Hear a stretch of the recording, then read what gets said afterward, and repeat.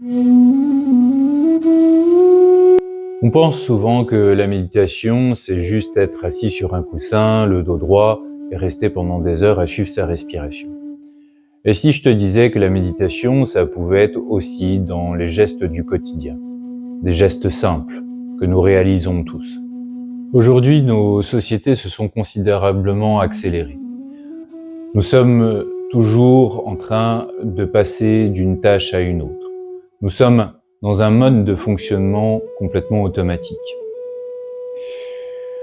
Par exemple, au travail, nous allons ouvrir un mail, puis passons à une autre tâche en répondant au téléphone. Quelqu'un rentre dans le bureau, il vient vous parler d'autre chose. Et au final, notre cerveau n'arrive plus à faire une seule tâche à la fois. Nous sommes obligés de passer en mode multitâche. Et la science maintenant de nos jours prouve que notre cerveau n'est pas fait pour ça, et ce qui va être une grande source de stress intérieur.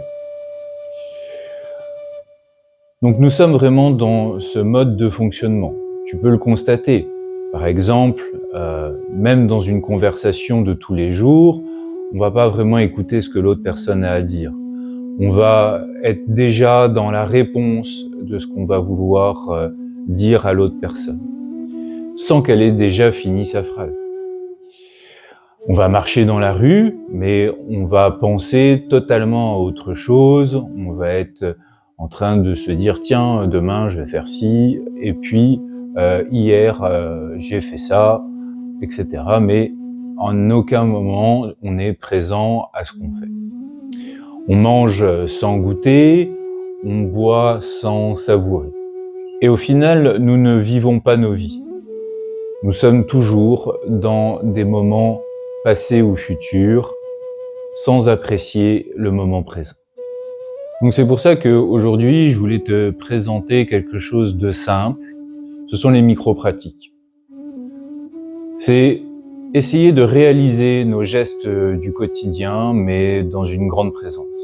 Ça peut être par exemple marcher dans la rue, comme je le disais tout à l'heure, mais au lieu d'être attiré par tes pensées, eh bien, tu vas venir poser un pied, tu vas avoir conscience de poser le talon, puis les orteils, et ensuite l'autre pas, et ainsi de suite. Tu vas pouvoir également, par exemple, boire ta tasse de café ou de thé, et puis être attentif au liquide, à la chaleur, au goût. Manger tes aliments en pleine conscience, c'est-à-dire prendre l'aliment, le porter à ta bouche, sentir la mastication, le goût. Ça peut être en faisant le ménage, en étant pleinement conscient de ce que tu fais. Dans tous nos gestes quotidiens, mais simplement en étant présent. Alors le but n'est pas de rester toute la journée à essayer de transformer tout en exercice mental, hein, mais c'est petit à petit d'amener des moments de conscience, de présence dans la journée. Et tu verras qu'au fur et à mesure du temps, le mental va prendre l'habitude de ces moments de paix, de calme, parce que c'est vraiment ça que ça va t'amener. Et donc, plus tu vas avancer dans cette pratique, plus tu vas te rendre compte que tu vas être un petit peu moins dispersé, que tu vas être de plus en plus présent. Donc ça va être vraiment efficace si tu es quelqu'un de stressé, angoissé, tendu. Hein, petit à petit, il y aura une relaxation du corps, plus de présence, plus de relâchement, plus d'espace qui vont être créés grâce à cette pratique. Et puis, si tu es un pratiquant de yoga ou de méditation, eh bien, ça va vraiment éviter aussi de faire le grand écart entre ta pratique et le reste de ta journée.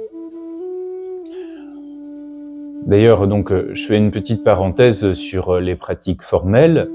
C'est quelque chose qui est vraiment souhaitable avec le temps d'essayer d'installer, ne serait-ce que 5 minutes par jour. Hein, ça peut être dans votre lit, allongé ou assis, et essayer de suivre un petit peu votre souffle quand une pensée surgit, eh bien, d'en prendre conscience, de pas essayer de la chasser, de pas la juger, simplement de revenir tranquillement à votre respiration. Et donc, c'est vrai que si vous commencez ces pratiques formelles, mais que tout le reste de la journée, vous êtes dispersé, où ton mental part dans tous les sens, tu vas te retrouver dans une sorte d'incohérence entre tes moments de pratique et le reste de la journée. Donc pour éviter ça, évidemment, les pratiques informelles, donc les micro-pratiques, bien, sont vraiment utiles. Que si tu réalises ces micro-pratiques, eh bien, tu auras une facilité de te recentrer qui sera beaucoup plus importante.